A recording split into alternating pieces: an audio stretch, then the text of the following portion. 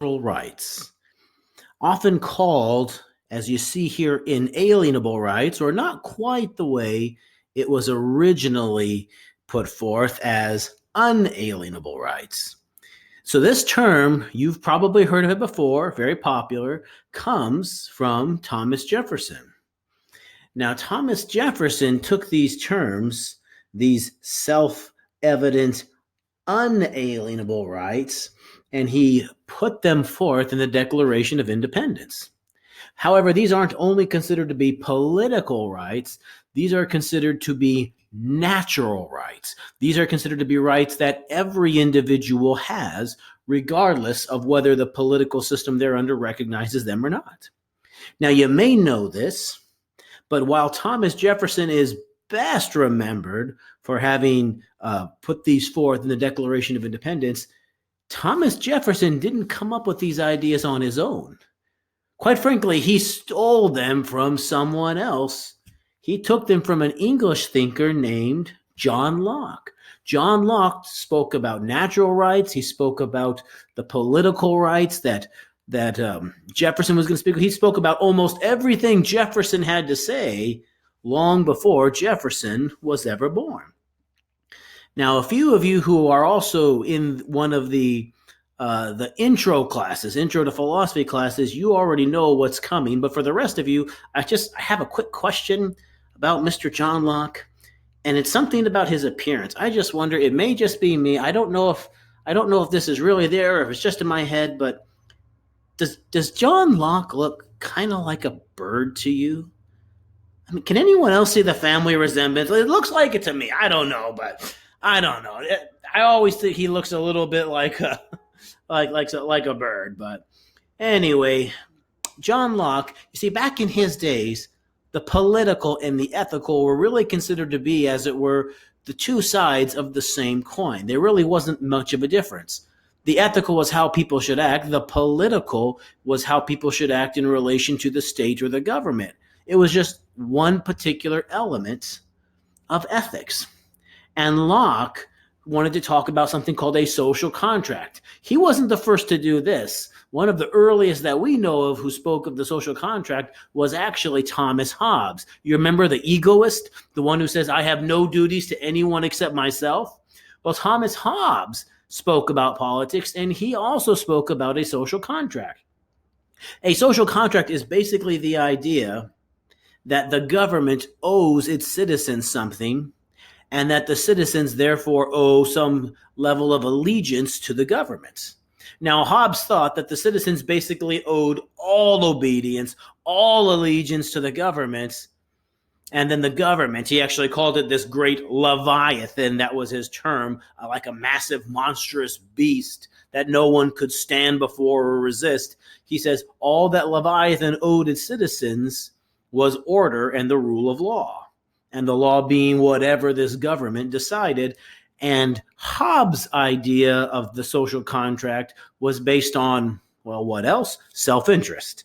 We're all better off if we have order, even a relatively frightening and unsafe order, than if we have total chaos and everyone, their hand is at my throat. So Locke thought that Hobbes' idea of the social contract had promise, and he says, I think there's a place for self-interest, but I think there's something deeper. I think there's something more important, namely natural rights. He says that's what grounds the social contract in reality, is the natural rights that individuals have. This is just a quick quote from a modern philosopher, Robert Nozick, and he writes a book, I believe it's Tyranny, Anarchy, the State. I can't remember exactly what it is. It's a well-known political philosophy book, but this is his first sentence. His very first sentence in the book reads, individuals have rights. And you can almost imagine him just pounding the table. Individuals have rights, and there are things that no person or group may do to them. Now, this is very popular today. It's popular amongst academics to a great degree. It's popular amongst lay people. However, you just have to realize that back in John Locke's day, back in the early 1600s, this was not popular. This was radical. because virtually everyone believed that the king ruled by divine right, that there were very few things that he could not do if he wanted to. If the king wanted your head, no one was supposed to ask him about it. If the king wanted your property, if the king wanted your wife or your children, that was his prerogative. Now, Locke comes up and says, no, there are certain things that no king, that no government, that no mob, that no person or group may do to individuals. And this struck like a match and ignited with great popularity among the poor and the peasant classes. No one had ever told them that they had rights like this, natural rights. They didn't exist at the will of the king. They were built in. So to kind of flesh this out a little bit more, let's explain precisely what we mean by natural rights. They are, in fact, protections. They are protections that everyone is entitled to, and this does not depend on human opinion. For example, if it depended on the opinion of the king, then they wouldn't be natural rights. They'd be privileges that the king, the royalty, allows us to enjoy, but he could end them anytime he wants. Same thing, they don't depend upon the Congress or the president. They don't depend on popular opinion. They don't depend on anything else to exist. Humanity cannot revoke them. Now, they can violate your natural rights, and governments do this all the time. However, in violating the natural rights, they haven't abolished them. They've just disobeyed them. Anyway, going on, if these rights exist, since they exist regardless of human opinion, then they would exist objectively. That is, they would be moral facts independent of human opinion. So, what did John Locke say that all individuals have natural rights to? He specified 3 things. And I bet that at least some of you already have a pretty good idea what those 3 things are. Why? Because Thomas Jefferson kind of borrowed them in his Declaration of the Independence. They are the right to life, the right to liberty, and to the pursuit of property. Well, what happened? What happened to the pursuit of happiness? Well, when John Locke originally penned his ideas, these were his 3: life, liberty, property. These are things that no group or individual can just arbitrarily trample upon. They are protected. They belong to everyone. And in fact, when Thomas Jefferson was writing his first draft of the Declaration of Independence, he used these 3. He used life, liberty, and property. However, while he was the main writer and the chief editor, there were a few others. I believe Adams may be involved. I know Benjamin Franklin was. And they were a little bit concerned with this term property. They agreed with what John Locke said. They agreed with what Thomas Jefferson, how he was applying it, how he was using it, but they were fearful that some individuals would misapply it, that they would misinterpret it, and they would use it to protect something that they had no interest or desire to protect. Do you know what it is? They thought that the term property might be interpreted as a right to own slaves. Now, when it comes to the founders of the United States, there were some who supported the right to own slaves. Most of them did not.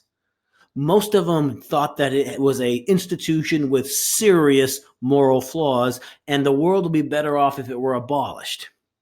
Practically speaking, there were quite a few people who still made their living based upon it and weren't ready to give it up. So had they come out and abolished it right away, right from the beginning, quite a few of the states, for example, Georgia and others, probably would not have joined the American Revolution. They probably would have remained they might have possibly remained loyal to the crown, to England, or at the very least, even if they rebelled against England, they would not have joined into a unified nation. They would have declared their own independence, and there would have been a splintering of various different nations and countries rather than one unified nation of states. So they were concerned that this was going to be used to justify slavery. And they said, why don't we change the term property to something else? And Jefferson was not excited about that. He says, I think Locke got it right the first time. Nevertheless, he finally acquiesced and he said, all right, if not property, then what else? We need three: life, liberty, and I don't know, something else that begins with an L. What do you guys think?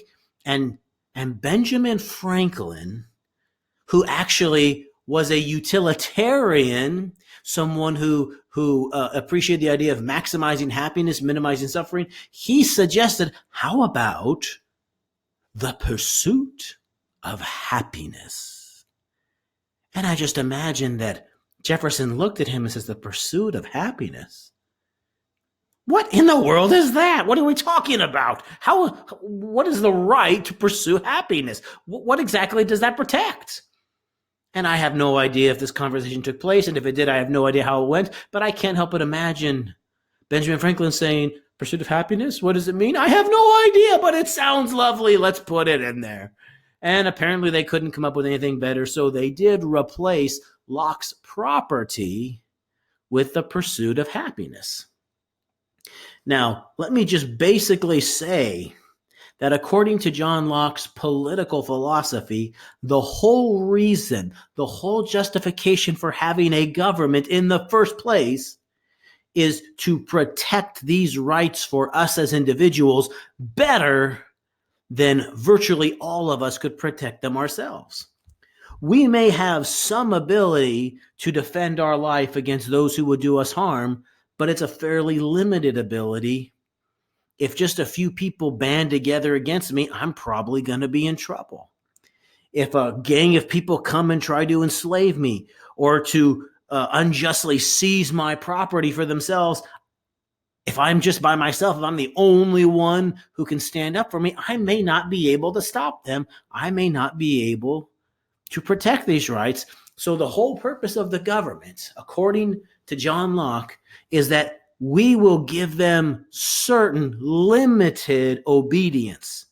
We will give them a limited amount of allegiance. For example, we will pay taxes. We will serve in the military in the case of national defense and other various things like that. And in exchange for that, the government will guarantee the just protection of an individual's life. It cannot be deprived of them, not by the government, not by individuals, not by anyone, unless the person somehow forfeits that right. Kind of like in natural law, if I go around unjustly ending the innocent lives of others, then I have forfeited my natural right to my own life's protection. Same thing for liberty and same thing for property. That's why we have a government. That's what gives the government limited authority and jurisdiction to make laws and rules upon us. Have you ever wondered what gives the government the right to tell me how fast I can drive my car? Or what gives the government the right to tell me what types of things that I can purchase, what types of things I can't purchase, how old I have to be to engage in certain activities, and various other things like that? What gives them the right to do that? Well, according to John Locke, we do. We tell them we will submit, we will obey to a certain degree if you will protect these sacred rights. However, if you are protecting them, then that means that even you cannot violate our life, even you cannot violate our liberty, nor can you violate our property. Now, before we move on, let me just kind of ask you individually, as you consider this, whatever you think of the totality of his three rights that everyone is guaranteed, do you at least agree that John Locke got the first one right? Every individual has the natural right not to be murdered, not to be killed unjustly. Do you think that he at least got that right? If you think that is correct, we have the right not to be wrongfully killed, not to be murdered, then John Locke would say that's really all I need you to agree with, because if you give me a check on right number one, the natural right to life, then he says, then in order to protect that, you also need to accept the last two. Why? Well, just very briefly, suppose this is the only one, the right to life, that is explicitly given. So suppose, and I'll make this a little bit easier to imagine, let's go back and pretend that's the only one. I may not kill you. I may not slay you. However, I can enslave you. You have no liberty. You have no freedom. I can put you to work in any situation I want. I can deprive you of your necessary food. I can leave you out in the frigid cold rain, deprived of shelter, chained to a post if I want to. And Locke is going to say, if a person does not have the liberty to take care of their life, then we're really not taking their right to life seriously. What good does it do to say, I cannot murder you, I cannot kill you, if I can enslave you and put you in a perilous situation as often as I want and as long as I want? No, if we're going to take someone's life seriously, then we also need to take their liberty seriously. They have to have the ability to guard the basic well-being of their existence. And that's not all. Suppose I cannot kill you, nor can I enslave you, but I can come into your home. I can take your money. I can take your resources. I can take your car. I can take the gas tank in your garage. I can take the home. Kick you out on the streets. You find some cardboard box to live in. I come kick you out of that. Take the box. Again, your life is very precarious if you cannot have the basic property, the resources necessary to have a stable life. So Locke says, when it comes to people's legitimately earned property, we cannot just go around seizing it, because the power to seize is the power to destroy. And if you can seize the very resources and necessities of life that someone has, then you can destroy that life. So, in conclusion, John Locke says, just to make the first one be taken seriously, if you really believe individuals have a right to their lives, not to be unjustly killed, then that presupposes, in addition, a right to their liberty and a right to their property. That's what John Locke would say. So, we've been looking at this from a political perspective. What would be the ethical ramifications? What would someone say if they tried to take his political philosophy and somewhat mold it into an ethical philosophy? Well, at least if we're looking at it from the perspective of Locke and of Jefferson and of the founders back in the time when this became popular, just before and during the Enlightenment, they would say the source of natural rights, and if you see here just NR with a lowercase s, NRs, that's abbreviation for natural rights, they would say God is the source of the natural rights. And you don't have to take my word for it. Jefferson himself said we are endowed by our Creator. And he did not mean your parents. You ever heard your parents tell kids, I brought you into this world and I can take you out? Well, whatever the truth of that is, that's not what John Locke thought. That's not what Thomas Jefferson thought. They said, just because you're my parents doesn't give you the right to arbitrarily take away my life. You're not the one who gives me the right to live. It is our Creator. They thought God was the source of natural rights. So what is the rule that they follow? The standard is never violate any individual's right to their life, their liberty, and their property. It's fairly simple, fairly straightforward. And a lot of ethicists actually say it's too wide open. It doesn't tell us enough of how we should behave. Really, all that it does is it puts up a fence, it puts up guardrails, and it says, here are some things that you should not do. Don't violate someone's life. Don't violate their liberty, their property. However, it doesn't really tell us how we ought to act. So I know some of the things that I can't do, but for example, should I give to charity? Should I help those in need? Do I owe duties and obligations to anyone else, even say one's own children?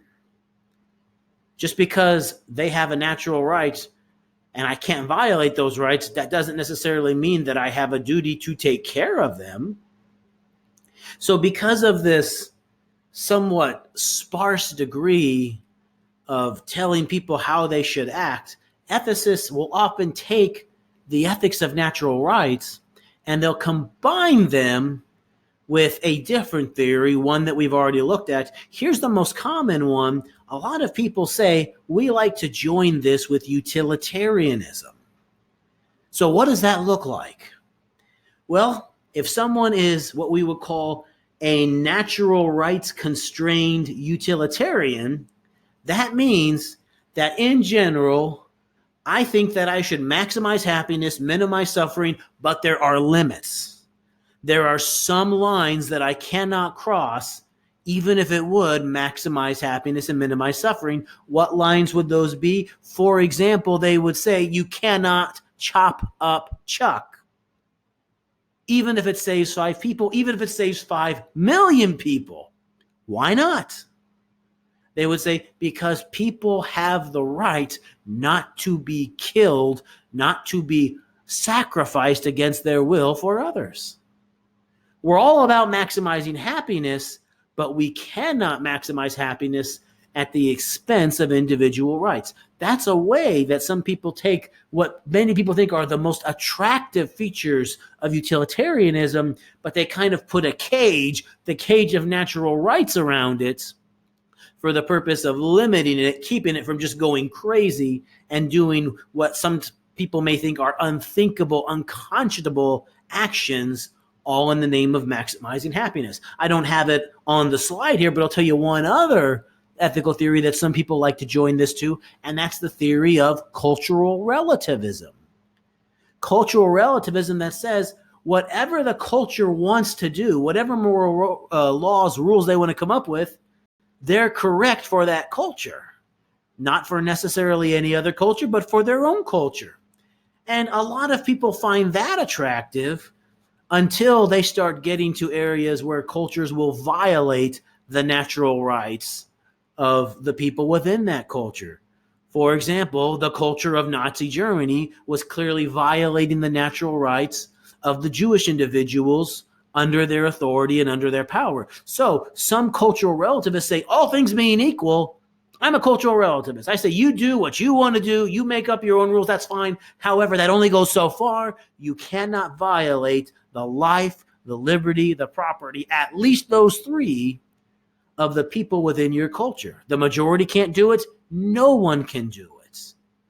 Maybe others, but at least those 3. So while not a lot of people turn this into a freestanding ethical theory all by itself, there are a number, such as utilitarianism, such as cultural relativism, that bring it on to kind of strengthen, or maybe a better word is to restrain some of the less popular features of, say, utilitarianism or cultural relativism.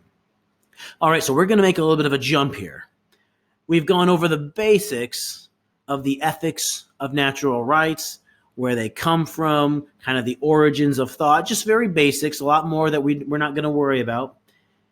And now we're going to jump into some of the very basics of feminist ethics, sometimes called the ethics of care. Now, why did we start off with natural rights? And now why are we transitioning into feminist ethics? Because, as you'll be able to see, feminist ethics traces its heritage and ancestry back to the ethics of natural rights, the tradition of Thomas Jefferson, John Locke, and others who espoused natural rights. So here's a very simple, straightforward way to put it. They're going to say, Locke, that idea you have that all men are created equal, that all men have natural rights, good start, Locke. We like what you did there, but I think you could have gone even further. Let's take that general idea that all men have natural rights, and let's open it up and expand it to claim that not only men, not only women, but all of humanity, children, all human beings have natural rights. Now, that's a good, simple, easy way to put it, but you notice I've put a little star, an asterisk by that. I just do that because I'm trying to be fair to John Locke. Fair where necessary, and also hold him accountable where necessary. Why do I say that? Because you get the idea that it never occurred to John Locke that women had any natural rights. It was just something that males had. And, John Locke never really came out and explained this clearly, at least as far as I know. He never laid it on the line and said whether or not natural rights were restricted to men, or whether he would have said, no, I was speaking broadly of mankind, of humanity.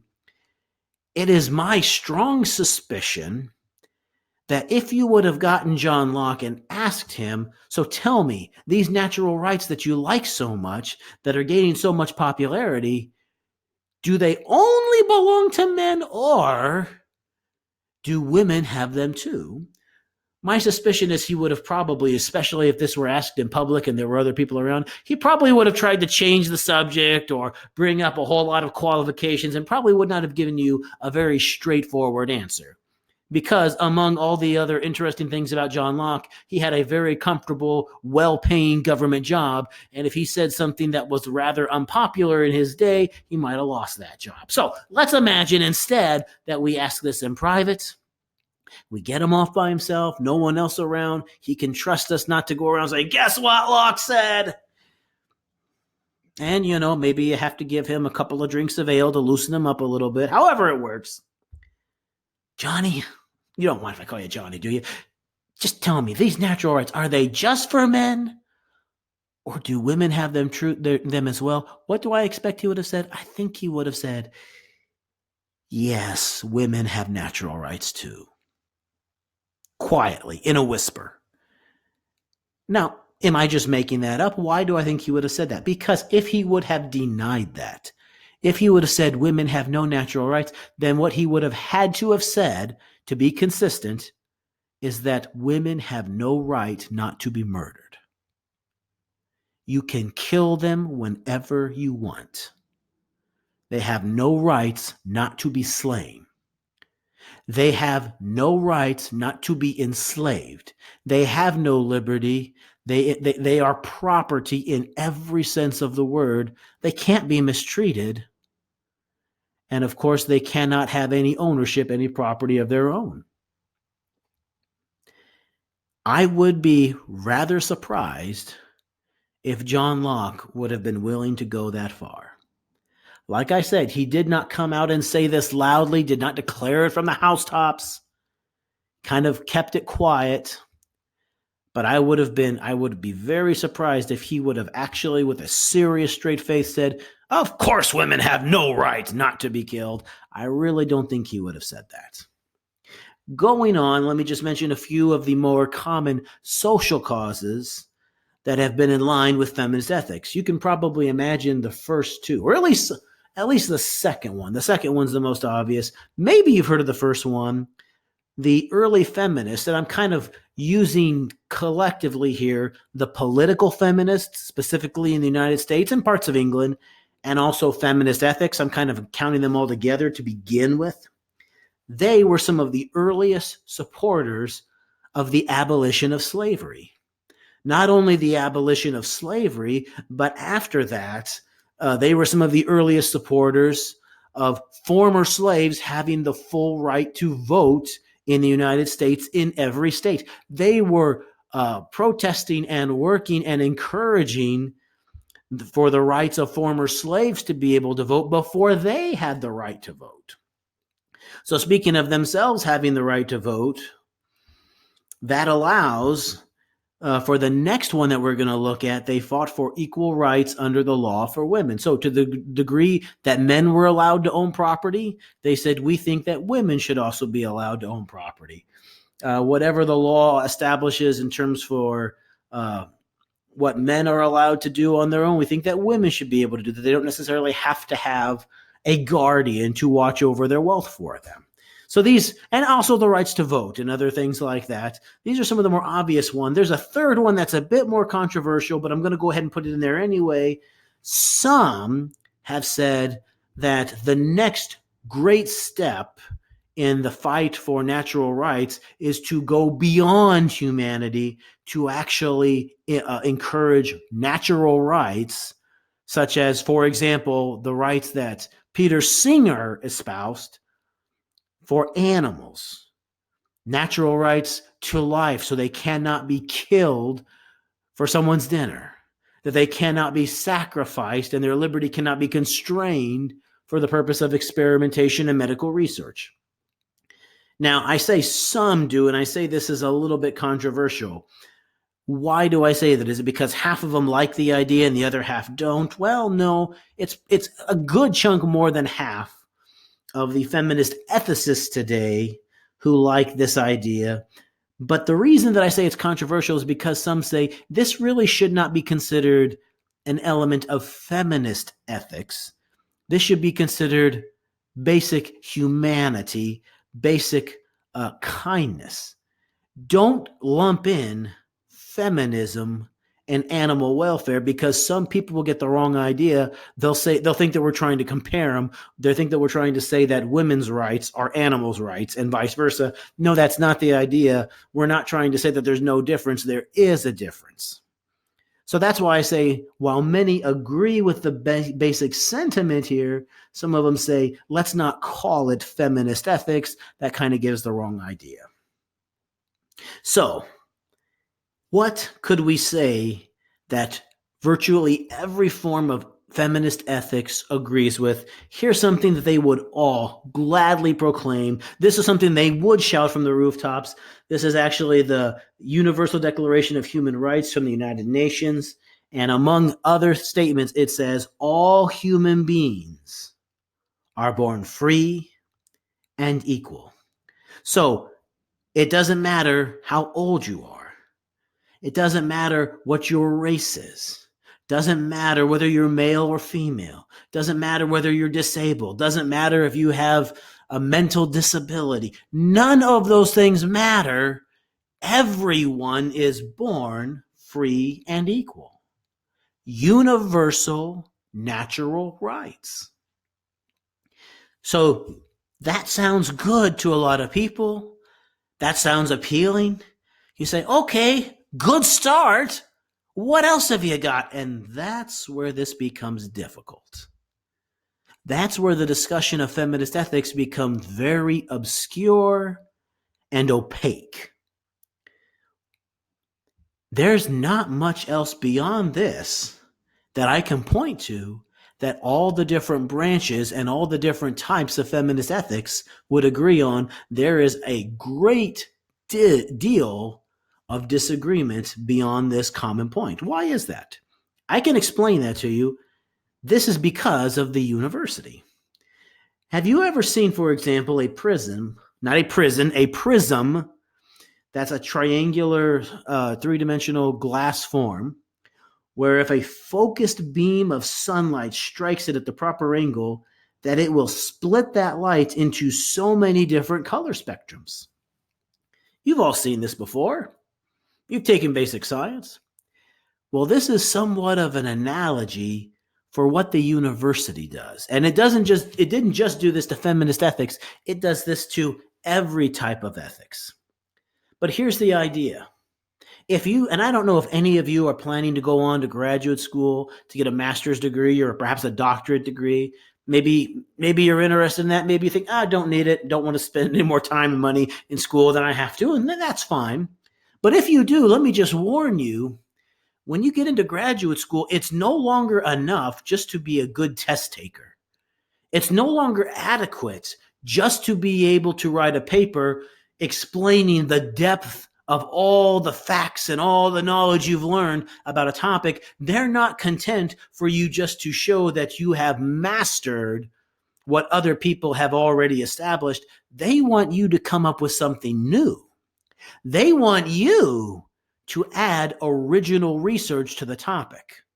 So if, for example, I wanted to do some sort of a dissertation or a thesis on utilitarianism, it's not enough for me just to explain everything that has ever been said in the world about utilitarianism and show how much I've learned about it. That's not enough. They say, okay, Hufford, good start. Now you've got to go on to the next step. You've got to come up with new ideas, new applications, new research that other people can study.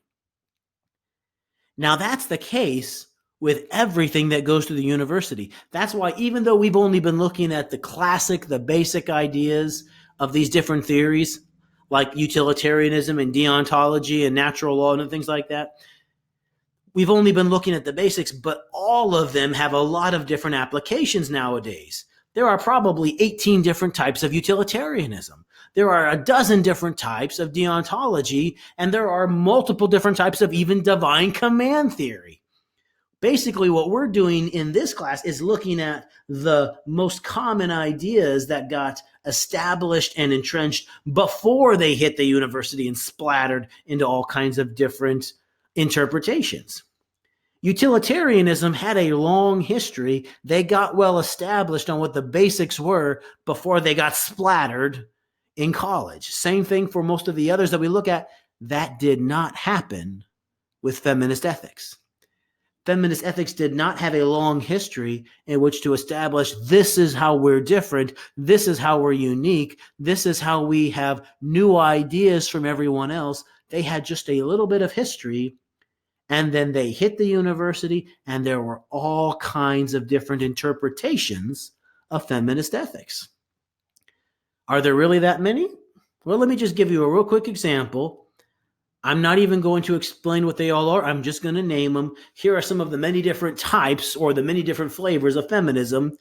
If you want to study feminist ethics, they're going to ask you which ones. For example, do you want to talk about libertarian? Do you want to talk about liberal? Do you want to talk about, and guys, this is anarchist. I had a student who raised his hand, pointed at number 3 and says, what's antichrist? No, not antichrist, anarchist. Or socialist and Marxist, radical, cultural, separatist and lesbian, environmental, black and womanist, multiracial, post-colonial, third world standpoint, new age feminist, post-structural, postmodern, French? What are you talking? That sounds like an ice cream flavor. Trans feminism. And guys, it keeps going. I had to stop because I ran out of space. There are lots of different kinds. Are there things that they all hold in common? Well, there's at least one. All human beings are born free and equal. That is pretty much rock solid for all of them. But once you get past that, there is an awful lot of disagreement. For example, I've been to conferences where they've been talking about the trolley problems. Should you throw the switch or not throw the switch? Should you give Jumbo the old heave-ho or not? And some people have said, well, what would the feminist response be to this? What would the feminist answer to the trolley problems be? And there is no consensus. There are a lot of different ideas, and sometimes it's almost comical in a tragic sort of way. Those who before all would have claimed to have been at least in the line of feminist ethics will all start to look at each other and say, you're not a real feminist. Why? Because you disagree with the way I think it should be. So this becomes very, very difficult to teach academically. Now, I could go all the way back to all these ones and pick one myself and say, okay, why don't we take, for example, French? I don't know why, but let's take the French particular flavor and let's just explain that one. I could do that. But if I do that, I am probably ignoring 75, 80% of the ideas of others. And that's going to be the case no matter which one I choose. Do they really disagree that much? Well, let me kind of give you an illustration of how deep the disagreement can run. You have these two women passing on the street, and one of them says, everything's covered but our eyes. What a cruel male-dominated culture. And you have the other one, the one in the burqa, who says, nothing's covered but her eyes. What a cruel male-dominated culture. Not a lot in common there. Had a student who said, I see at least one thing in common. They both agree, what a cruel male-dominated culture. Well, you will get a lot of that, but like I've said before, not all. There are several specific segments of feminism that say, don't go around crying about being a victim. That makes us appear weak. That makes us appear incompetent. Isn't feminism about empowerment? So they won't even all agree on that. Maybe some of you look at this image and you say, oh, no, Hoofer, this is too extreme. This is hyperbolic. This is not a type of feminism. This is the suppression of feminism. Well, I guess if you want to say that, you can. But I'll just say there's quite a few who claim to be feminists. This image you see here, this is not in Tehran. This is not in Saudi Arabia. This is in London, where they would apparently have all the freedom to wear the veil or not, and they are protesting the veil is women's liberation. Now, you might want to say they're deceived, they're deranged, they don't know what they're talking about. If you want to say that you can, I'm not going to. I'm not going to pick favorites or fights between all these various understandings of feminism. Now, obviously, that does present a little bit of a challenge. Some would say a weakness when it comes to teaching what feminist ethics is. I guess you could take one at a time, go through and explain all these different interpretations. We are not going to take all that much time. We're coming towards the end of the semester. I want to finish up. I don't want to spend another month chasing down all these different perspectives. So that's a little bit of a challenge, saying what so many of them have in common when there's so much different interpretation. It's almost in a sense like religion. Lots and lots of different religions, lots and lots of different takes on religion. But it also gives kind of an unexpected strength with this diversity and with this inclusion. That is, it's extremely difficult to level objections against feminist ethics. So if I take one objection and say, all right, let me present this one, then about 70, 80% of the different types of feminists are going to stand up and say, what do you mean? That objection is not against what feminism teaches. You've got it all wrong. You're misrepresenting us. And I say, oh, I'm sorry. Let me switch over and object to this over here. And some will say, well, at least now you know what you're talking about. But then about a different segment of that 70, 80% will rise up and say, no, you're misrepresenting us. So it's very slippery to define, slippery to object to as well. So I guess I could save some time here just by saying it's too hard to define, too hard to object to. We'll just call it a day. How about that? Well, I'm not going to do that because as an ethics teacher, I consider it my natural right to object to every theory we cover. So I got to find some way to do it. And this was quite a challenge for me for a while, but I think I finally found something. Rather than trying to pick out which particular branch of feminist ethics to elaborate upon, diagnose, and try to find an objection to, why not skip all the branches, bypass them, and go straight for the root? Go to the source, go to the common ancestor that they all spring from.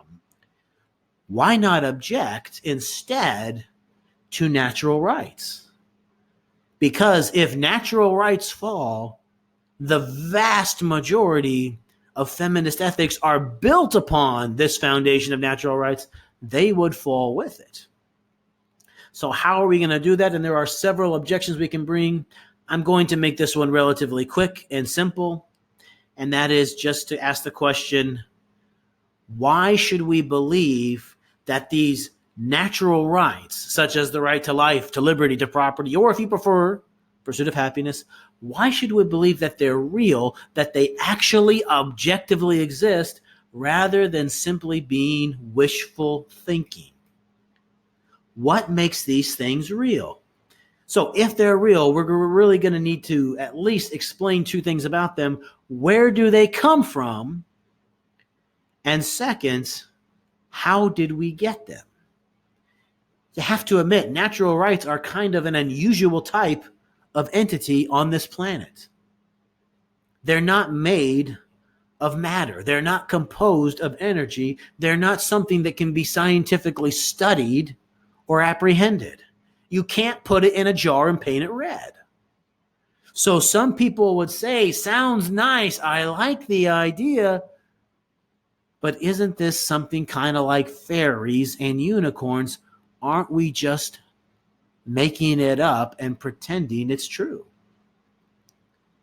So why should we believe these things called natural rights are real? Now, some of you might be thinking, well, because you can go to Congress, you can look at the law books, you can find that we have a right. Look at the Constitution itself. It's called the Bill of Rights. And that's fine, that's good. But again, let's just make sure we know the difference between a civil right. What are those? Those are rights that are enumerated by the society often encoded in laws. Now, that's a good and a wonderful thing to have. However, civil rights, the society can give them, they can also take them away. For example, we've talked about this before. What is the age in the United States in which you're allowed to vote in federal elections? The age is 18. Once upon a time, that age was 21. The society, specifically the government, decided to change that and to give more people the right to vote. Guess what?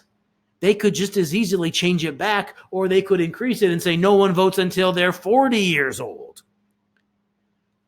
That's different from a natural right. These are protections and guarantees everyone is entitled to, regardless of human opinion, regardless of the laws, regardless of what society says. Society cannot take away a natural right. If it does, then it wasn't truly a natural right to begin with. It was just a privilege. So don't think that the answer to this is just obvious and simple. Rights come from the government. Those aren't natural rights. Those are civil rights, and they can come and go. They are not guaranteed. So, again, we have this quote from Robert Nozick, who just pounding the table says individuals have rights. And because of that, there are things no person or group may do to them. And we say, sounds great. I like it. But I just have one simple question. Says who? What is it that actually makes this sentence, this statement, go from just a nice sounding proposition into being an expression of truth? What makes this true?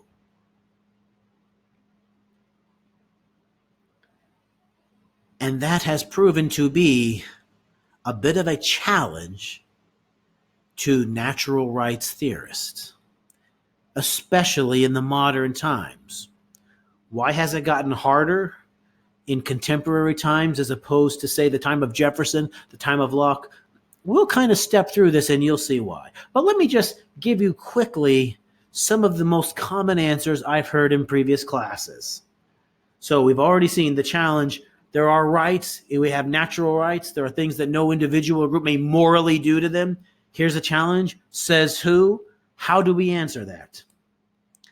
Well, many times the first answer I get is from some particularly belligerent student. I shouldn't say belligerent. Some vocal student who says, I'll tell you, says who? Says me. You guys like that? You think they've answered the question? Is there any getting past that? Well, you've probably been doing enough in ethics to realize that's subjective. And we could say, what makes you so special? What gives you the right to just decree universally for all time what may and may not be done to individuals? What makes you so special? So others will try to think a little bit further than that, and they'll say, well, maybe I'm not particularly special, but I can think of some individuals who are pretty bright, some pretty sharp individuals. So, for example, how about, says John Locke? John Locke is a smart guy, very thoughtful, great ideas. Shouldn't we listen to him? Shouldn't we listen to experts? To which the objector will say, yes, John Locke, smart guy. He said there were natural rights.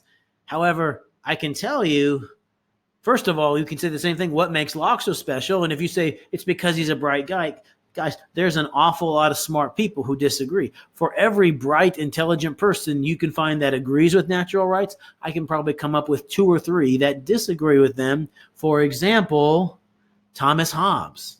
Whatever you think about Thomas Hobbes, he was a bright guy. He won a lot of debates because he was so intelligent. He did not believe in natural rights. We didn't talk about these guys so much, but a lot of the founders of utilitarianism, Jeremy Bentham, smart guy. John Stuart Mill, maybe you've heard of him, smart guy. The utilitarian said, rights are nonsense. And Bentham took it a step further. Natural rights, he says, those are nonsense on stilts. So if you're just going to appeal to intellectuals, to academics, I'm not so sure that the majority will come out in your favor. There are an awful lot of people that say, I like the idea of natural rights. I wish they were true. But when it comes to answering the old says who problem, I don't know a good answer. And then some people say, oh, I'll tell you, says who? Says virtually everyone, says society. Yes, you'll have a few loonies out there. Yes, you have a few intellectuals who don't know what the meaning of is. But by and large, common sense, everyone thinks these things are true. If the vast majority say they're so, then they're so. Convincing? Do you agree? Can society establish natural rights? Well, if you think they can, then welcome back to cultural relativism, where the culture can make anything moral that it wants. And by the way, this is not going to get you what you want. If you want natural rights that are guaranteed protections that no one can take away, I'm sorry, society can change its mind just like it did to the Jews, just like it has to so many people. So, about this point in the class, students are starting to get a little flustered, starting to run out of options. Oh, they could still think of others, but they're going to realize, well, no matter what we choose, you can always ask, what makes that individual so special? What makes that group so special? What makes that a natural right as opposed to just some group or cluster of opinions? And sometimes this next answer doesn't even come up. No one offers it, although I'm convinced that people are thinking about it. Sometimes it does. Sometimes someone says, well, could we say that God is the source of natural rights? I mean, isn't that kind of what Jefferson said, endowed by our Creator? Isn't that what John Locke believed? So in other words, when the skeptic says who, can't we say, says God? Now, let me just mention here, if the objector comes back and says, well, what makes God so special? That objection loses an awful lot of its force when applied to God. So if someone says, what makes Hooford so special? There's not a whole lot that I can say. But if someone were to say, what makes God so special? Then someone could say, wait a minute. We're talking about an all-knowing, all-powerful, omnibenevolent, perfectly good being. And you're saying what makes that being so special? You don't seem to understand what the term God typically refers to. So the simple critique of, well, who cares what they say? What makes that person so special? That loses a lot of its power here. However, there is another issue. If we use that as the trump card, if we say, I'll tell you, says who, I'll tell you who establishes these natural rights, it's God, and these natural rights exist via, does this picture look familiar to you? Didn't we have a whole lesson on a theory called divine command theory? So if the whole answer to why are there natural rights comes down to because God says so, then just like before, when the student says because society said so, I said, well, welcome back to cultural relativism. Then if someone says because God says so, I'm going to say, really? Then welcome back to divine command theory. Now, those of you who appreciate divine command theory, who actually thought it was pretty good when it came about the first time, this isn't bad news for you. In fact, this might be good news for you. They laid the challenge on the table. They said, how are you ever going to get objective moral values and duties if not from a transcendent divine lawgiver. You can't do it. If you want objective morality, it's the only game in town. And we've gone through all these others. We've looked at natural law. We've looked at utilitarianism. We've looked at so many different theories. And maybe you've been convinced by some of them, but maybe you haven't. Maybe you thought, no, the challenge of the divine command theorists has never been met, never been answered.